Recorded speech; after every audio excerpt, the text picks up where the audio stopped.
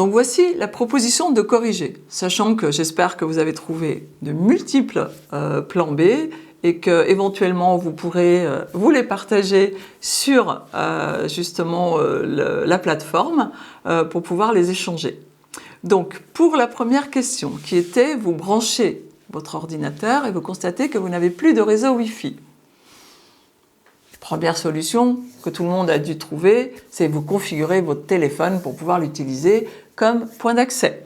C'est celle qui nous vient tout de suite et celle qu'on utilise la plupart d'entre nous quand nous faisons de la formation à distance.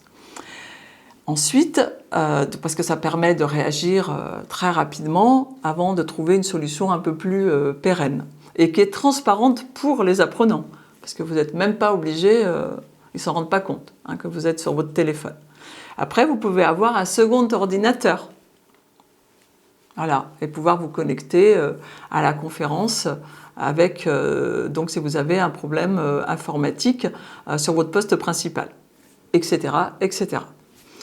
Pour la deuxième, vous avez prévu un travail en sous-groupe dans des ateliers différents et la plateforme que vous utilisez ne possède pas cette fonctionnalité. Donc, je vous préconise quand même d'avoir vérifié avant, mais imaginez que la plateforme vous soit mise à disposition, que le lien de connexion vous soit mis à disposition le matin par l'OF. Cela peut arriver. Eh bien, là, je vous conseille d'avoir une plateforme qui vous appartient, où vous avez la main et vous pouvez utiliser d'autres liens de connexion que celui qui vous est proposé. Donc, vous passez en mode grand groupe si vraiment vous n'avez pas de solution et vous adaptez l'exercice que vous proposez. C'est une deuxième solution. Ou alors, vous proposez aux apprenants de créer, si possible pour eux, des groupes privés sur leur téléphone et de travailler également en groupe privé. Je peux vous dire que les trois solutions, je les ai déjà utilisées et ça fonctionne. Et je pense que vous avez trouvé à minima les trois proposés, mais bien d'autres également.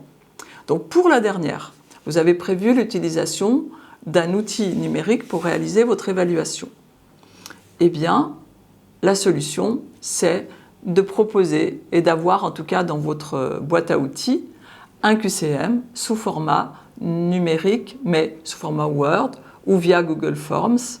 Si l'outil numérique n'est pas dispo, au moins à minima un Google Forms et vous pouvez de ce fait utiliser. Donc envoyer le QCM sur Slack ou sur une autre plateforme de partage, un Drive, etc. Et les personnes pourront également l'utiliser. Donc à minima le format Word. Et vous pourrez le faire. Donc voilà quelques propositions de corriger, quelques propositions de solutions pour corriger cet exercice. Donc maintenant, je vous invite à passer à votre auto-évaluation au chapitre suivant.